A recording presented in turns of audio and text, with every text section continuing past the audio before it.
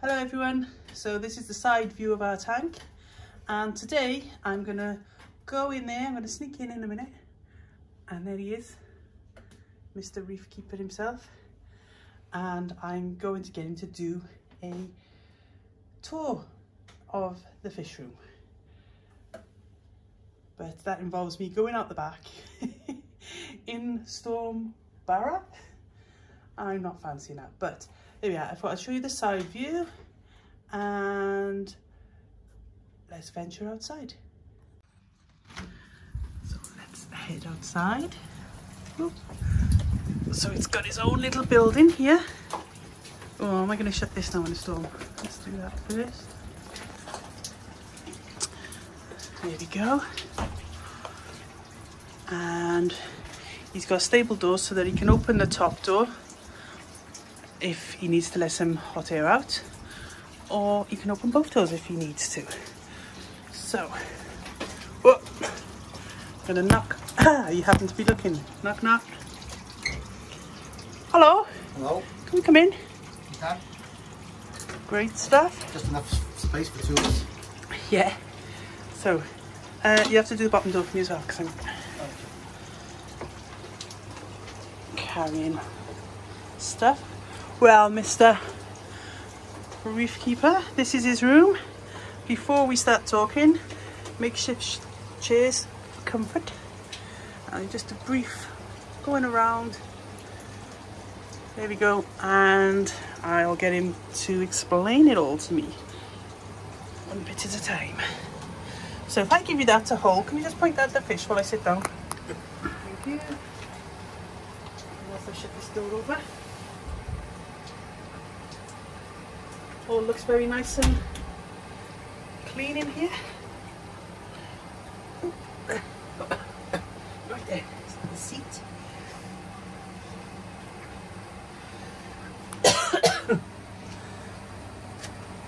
So I've told everybody what we're doing.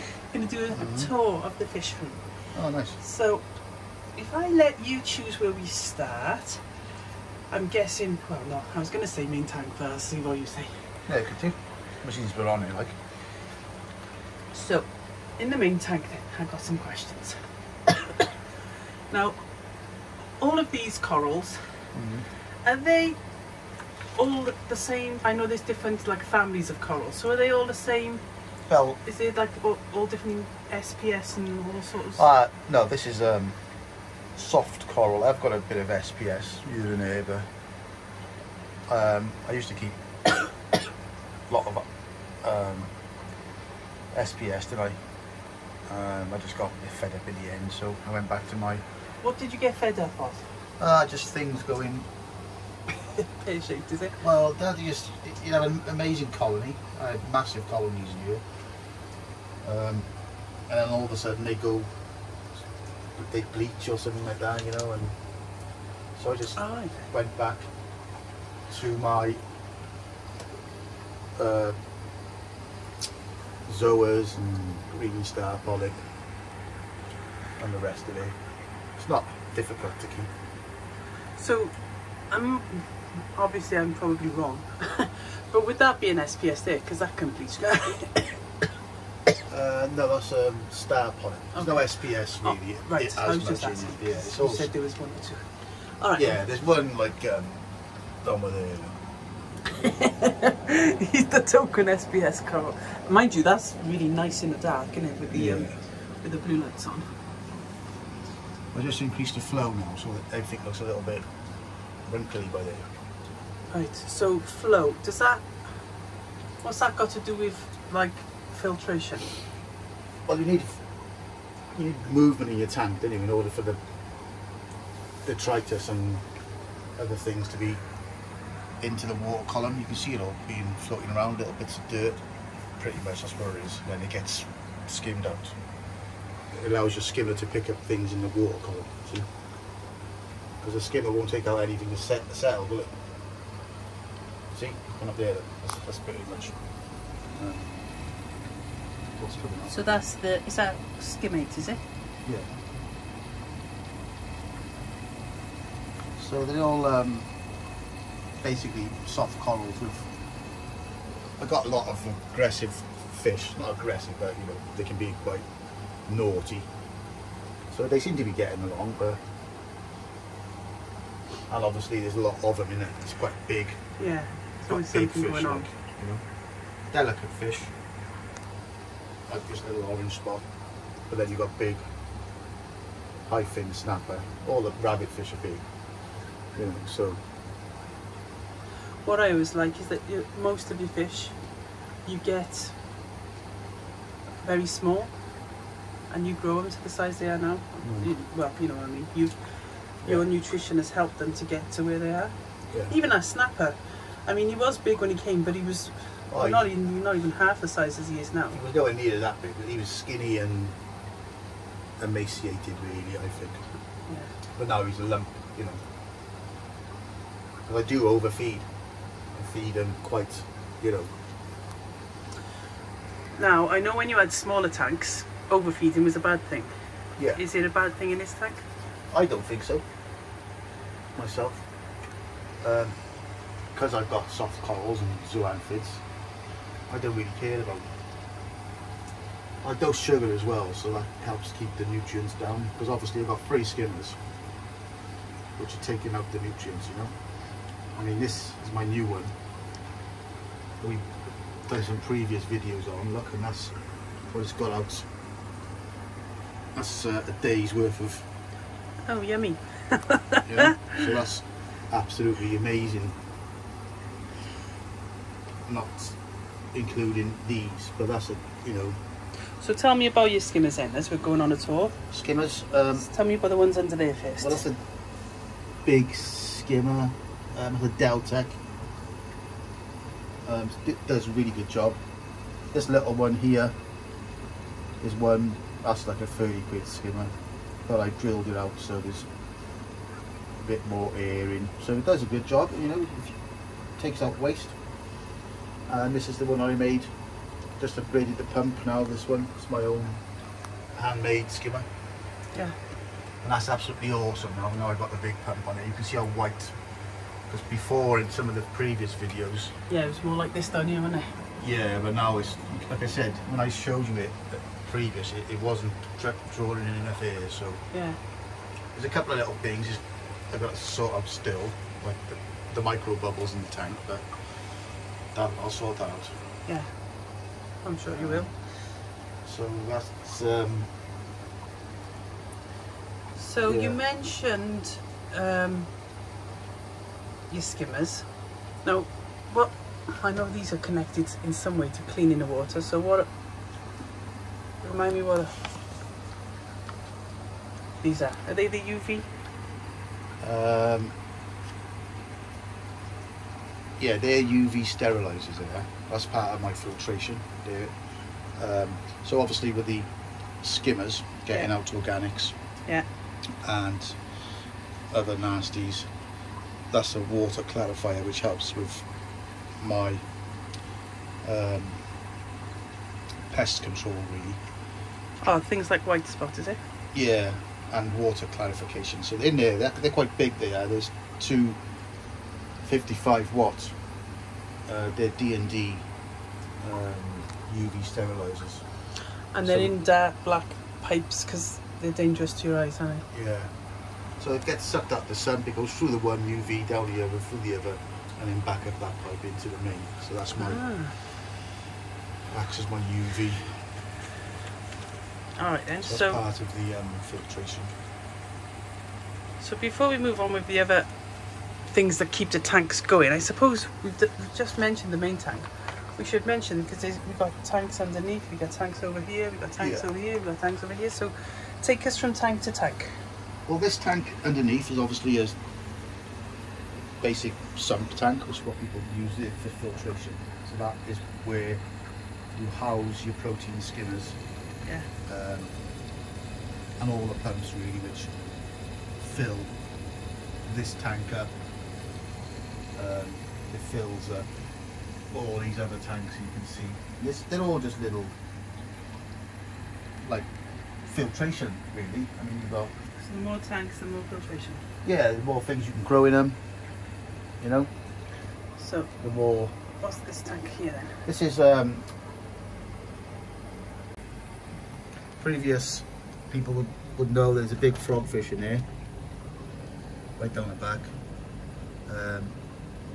and it's just growing soft corals and algae, which takes out a little bit of nutrients, you know, not a great deal I don't think, and I just feed. Does the fact that that algae and coral is just like alive, does that add nutrients to the, I know you said it takes out bad nutrients, but does it add like good stuff? No, it don't.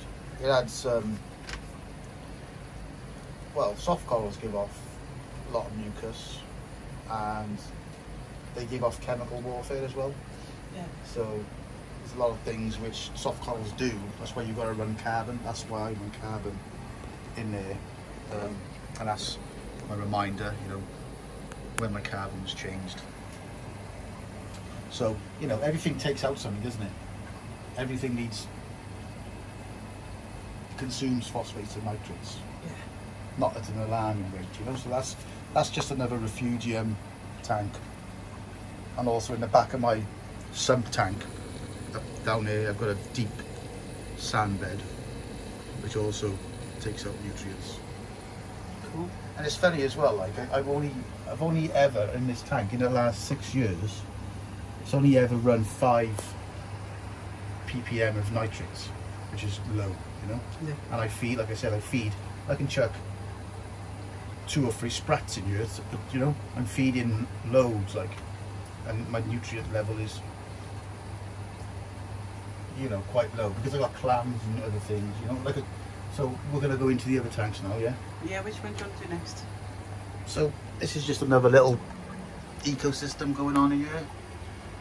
There's a little frogfish up there, loads of algae growing, and also some mangroves. How are your mangroves doing? Yeah, they're alright. They're very slow growing, mine mangroves. So that's another little ecosystem going on.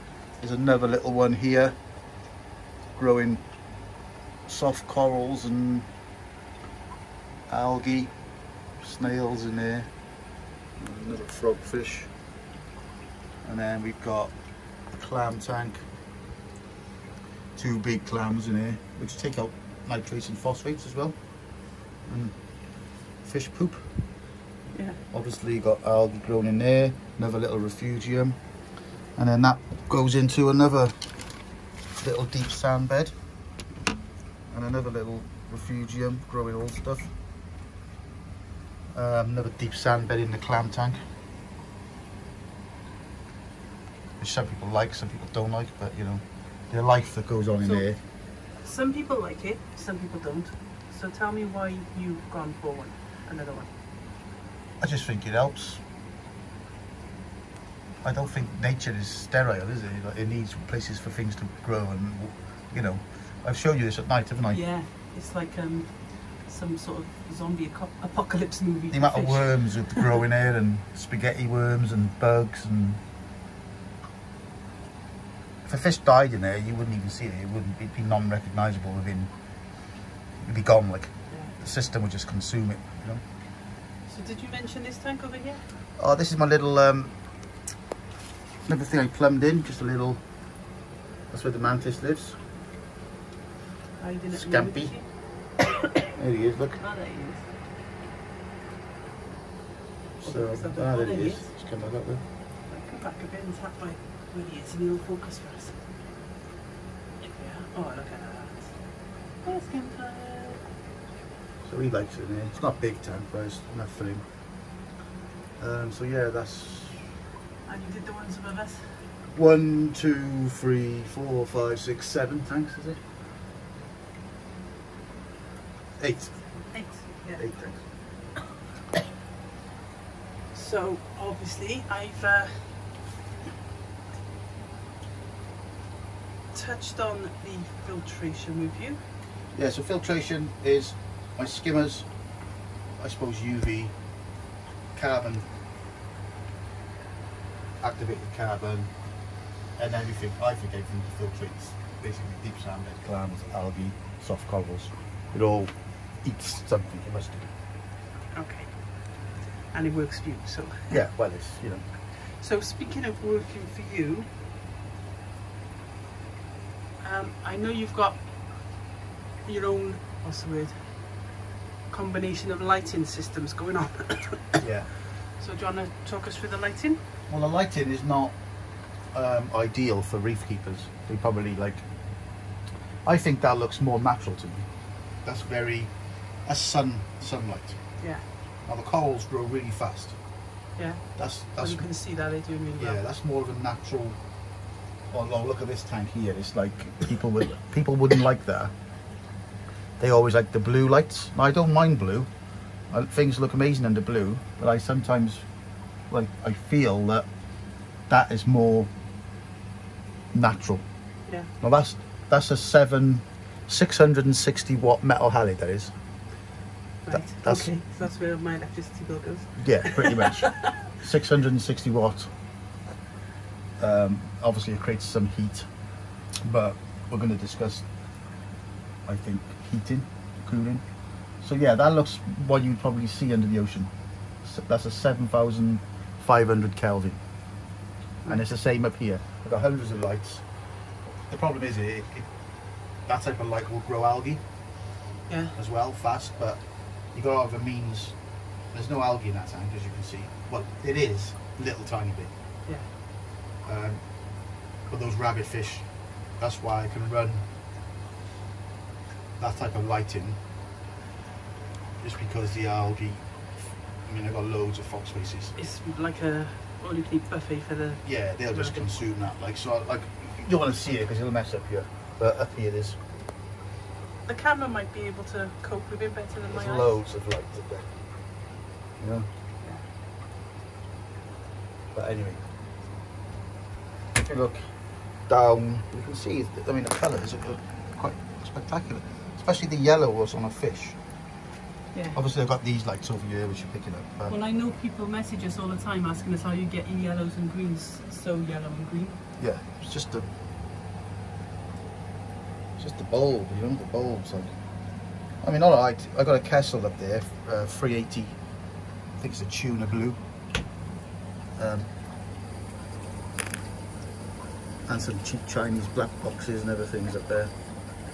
But at night, you know, they do look amazing under a little bit of blue. And so does the little fish. We're all gagging for food. So, yeah, so this seems to be doing the job. Now we've just spoken about the lighting, that's producing a lot of heat, isn't it? Yeah. So how do you cope with that? This actually runs pretty cool. Yeah? In, obviously, winter now, isn't it? Yeah. It's about 25.5 now. But I got a big, I don't know if you can see that up there. Yeah. It's a big fan, and that's powerful. That great thing, yeah? That great thing, that down, it takes it right out of the fish room. Up there, that's where all the heat goes. Yeah. So it's not hot in here, is it? No, it's not unbearable. Well, it's warm, it's not hot. Yeah, but that's taking out all the heat and humidity that all these tanks produce. A lot of humidity gets into this room. Yeah. So that takes it all out. That's my cooling. I've also got a fan here. Yeah, which let's go back up a bit. Now I know that comes on automatically in the summer. Yeah, I'll be in the house and I'll suddenly hear the fan going on and I can go, that's on a T controller, that is. I run an Aquamedic T controller down there, see? Yeah. You just set your temperature. Yeah, 25.5. If it rises high, that fan comes on, and obviously that's connected then to a titanium heater that's in the sump. It's 400 watt titanium heater, but this tank, it never gets cold really. You know? Yeah. If anything, in the summer it'll get hot, where that's when the barn door comes in handy. Yeah. I can open that barn door, keep it open all day. You know, that cools it. And also as well, this pipe up there, the grey pipe. See that grey pipe behind? That one. Yeah, that's an inlet, a feed, which I can connect all my skimmers up to. That, so it sucks in. So it goes down to the skimmers there. Yeah, I haven't got them on yet at the moment, but Because it's not summer. it brings in loads of cold air. You mentioned a little bit earlier about dosing sugar. Is there anything else that you dose? Sugar, I dose obviously calcium, which is dosed by this pump. And we kept that. There's not a lot of calcium things in here which suffer. The clams will suffer calcium, but I found since I've gone back to soft boils, I don't need as much calcium.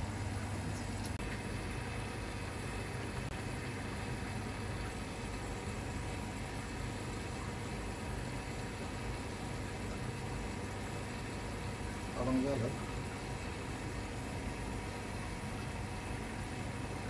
That's what I was going to ask you, is how long does that stay on for?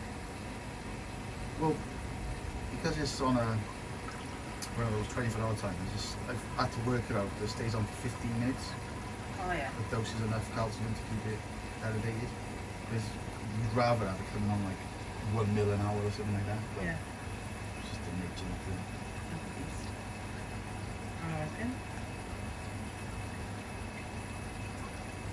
But obviously KH buffer is this pump here.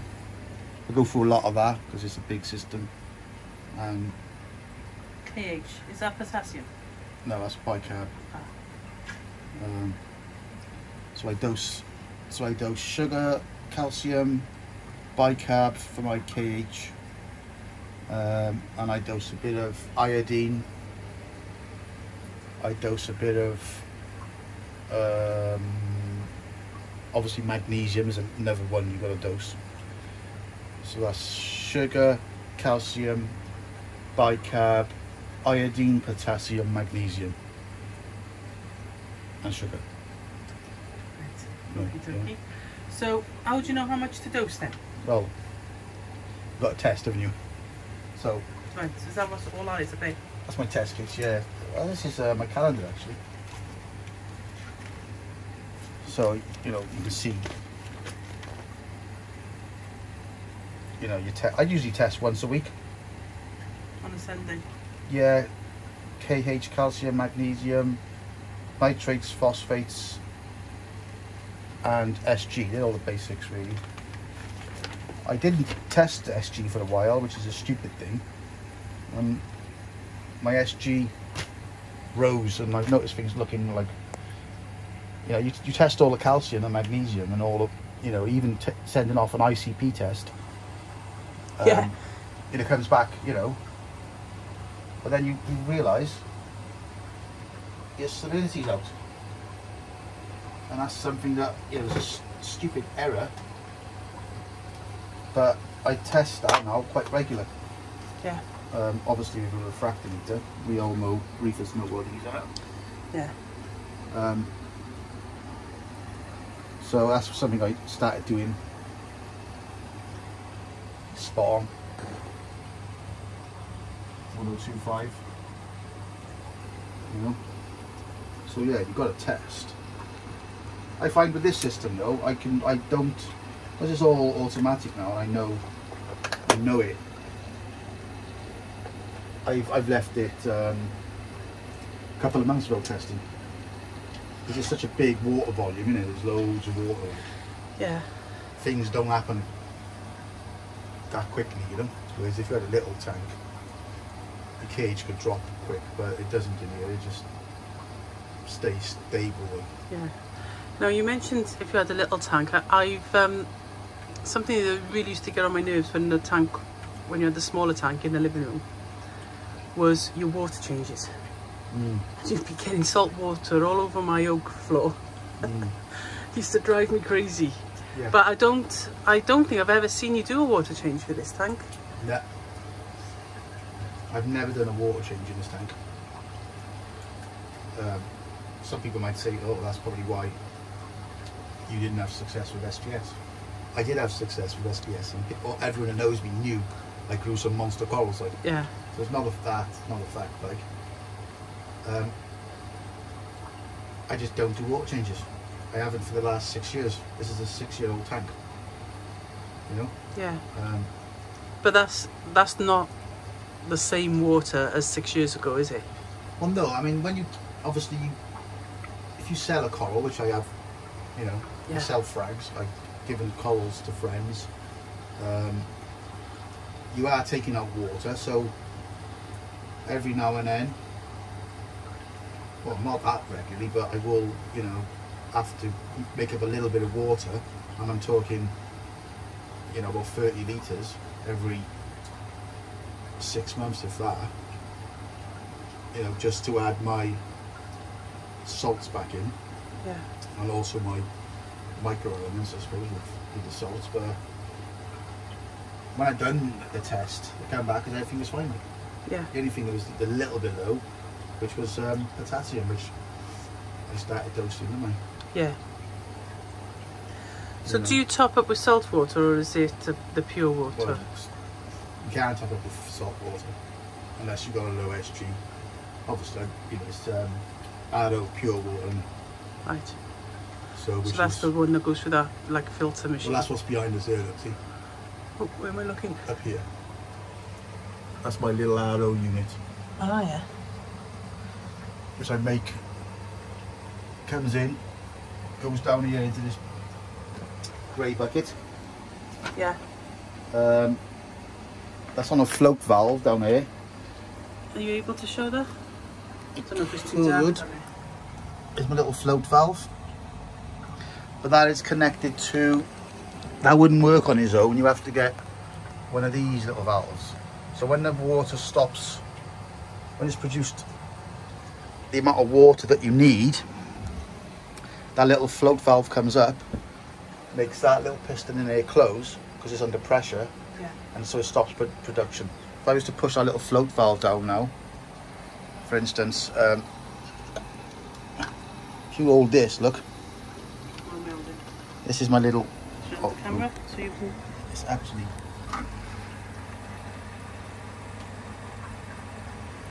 What am I looking at?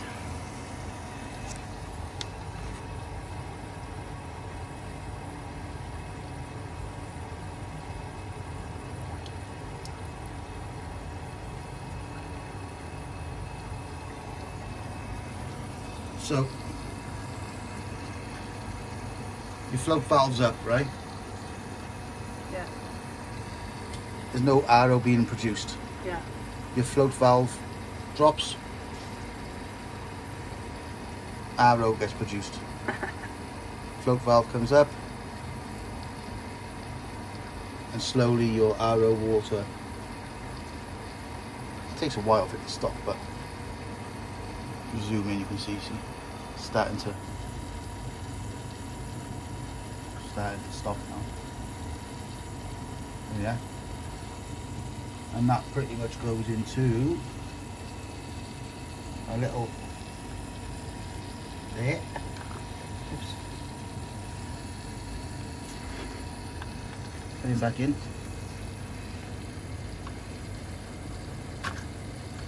And that goes into my drain, that's my little sink. And then that goes down into, that's the wastewater coming out. So, yeah, pretty much like.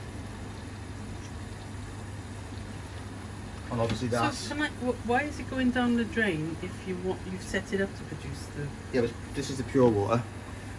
Yeah. That's the wastewater. Ah. So then in there, look. So when my water level drops, I've got that little pipe there, you can see him. That's my auto top up. So when my water evaporates, then that tops up with fresh water. So that's all. So I'm constantly producing fresh water and constantly topping up with fresh water. Because the amount of evaporation off this tank, the loads of it, you know, you'd be surprised how much water you can go through. I used to hump buckets in. You did, yeah. But I got fed up with that and I thought I'm not doing it anymore. So that's my fresh water system. Yeah. There's an awful lot more to it, isn't it, than you would think just by looking at it. Yeah, that's what I'm saying. That's why I can go away, because it's all self. The only thing I can't do is feed them. Well, I can, but. So speaking of feeding, Yeah. should we finish up with a feed? We can do. What do you want to feed? Main tank? Don't mind. Nothing else. We've covered everything else, haven't we? I think so. Clams, I'm deep sure they'll let us sandbed, know. algae, mangroves, heating, cooling, lighting, filtration, UV, deep sand beds, dosing sugar, and the rest of my doses. Let's have a little feed of scampi, shall we? Ooh, hang on then. I better put it in place So- for scampi. There's a little scampi. Do you want some of this scampi, boy?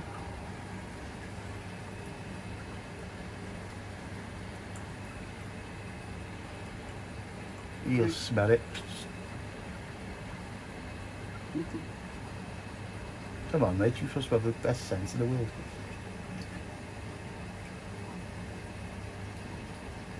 He's dumb sometimes, isn't he?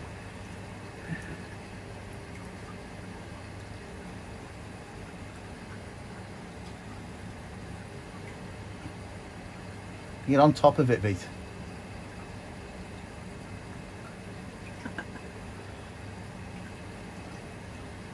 At least we get to see it. Oh yeah, you got it?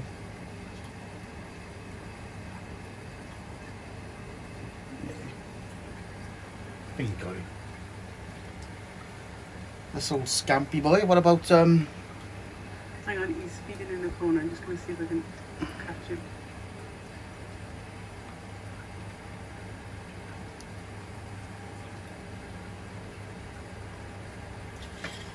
No, he's hiding.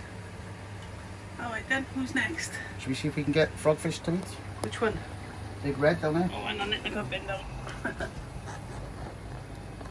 If you look at the top There he where is, the there prawn he is, Who is it?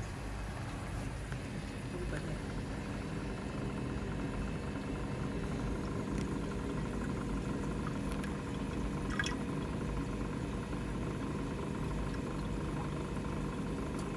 gone. In the blink of an eye. That's coming from a fish which apparently won't eat. I can feed all the other frogfish, but it's a bit time consuming, so No, well, thank you for showing us round. what I'll do now, I'll just conclude by feeding the main tank, shall I? Yeah. So, I've got a bit of prawn here. Just chop it up into little bits.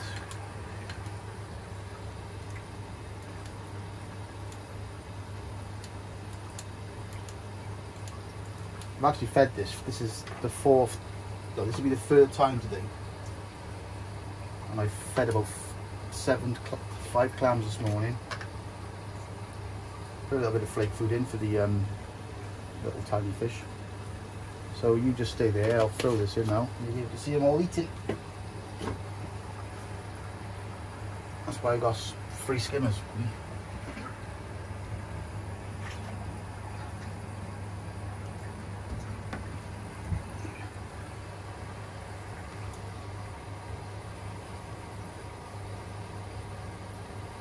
Snapper's a big greedy thing. Yeah. Little file fish loves his little flake food.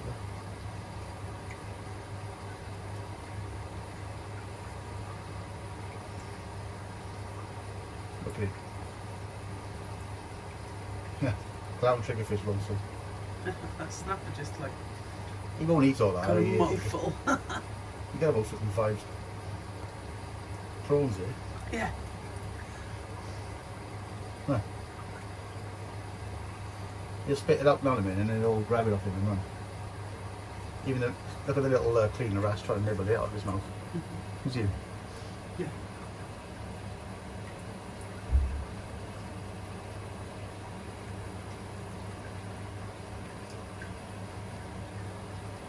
Keep up, mate. Do you want to take us a bit closer to snapper?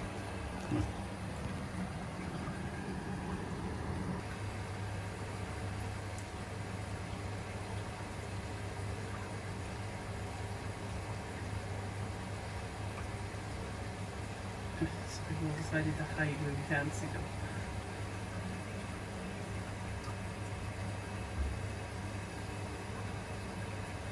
He's still having a good old chew, that snapper. I think he like breathes it in and then spits it back out. Tries to ram it down his stomach.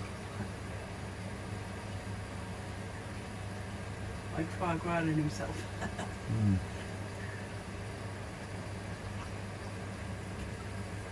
Get a little thing of him there.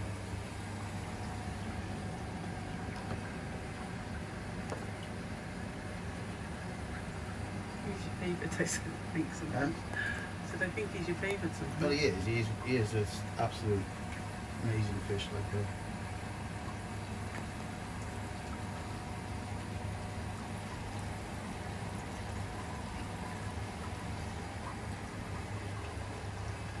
They're all hanging on that snapper.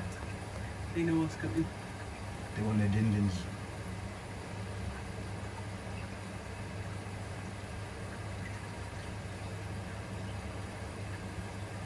Well, there you are, some point. They're all going down now. Yeah.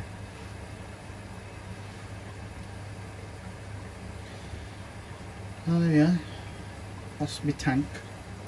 Fish room tour, as they say. Finish there then. Look at that there. On that note. Oh, ooh, missed see it. it? No, I missed it. It's I mad. saw it, That but I skimmer missed is it. getting up so much. Big, nobody just come on. Look for. I made that myself, and it's just so nice to see something working so good Yeah. when you've made it yourself, like. Oh, he's spitting that out over there. Yeah.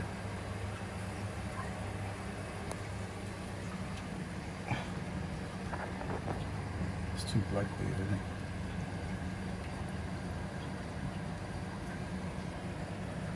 So yeah, they're not all soft corals. Obviously, you've got a bit of gorgonian.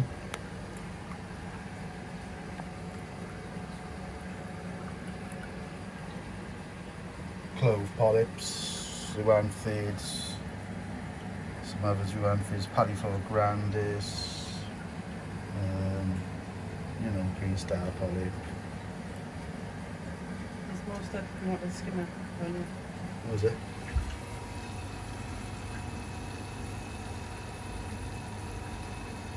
What the weird? Alright then, well, goodbye everyone for now. If you haven't already, please subscribe so that you can see our next installment. Until then, goodbye. Bye. Wait, got that one.